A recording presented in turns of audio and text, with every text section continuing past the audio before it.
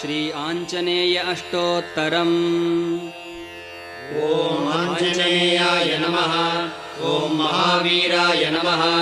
ॐ हनुमते नमः। ॐ मारुतात्मजाय नमः। ॐ तत्त्वज्ञानप्रदाय नमः। ॐ सीतादेवी मुद्राप्रदायकाय नमः। ॐ अशोकवनिकाच्छेत्रे नमः। ॐ सर्वमायाविभञ्जनाय नमः। ॐ सर्वबन्धविमोक्त्रे नमः। ॐ रक्षोविध्वंसकारकाय नमः। ॐ परविद्यापरीहाय नमः। ॐ परशौर्यविनाशनाय नमः। ॐ परमन्त्रनिराकर्त्रे नमः। ॐ परयन्त्रप्रभेदकाय नमः।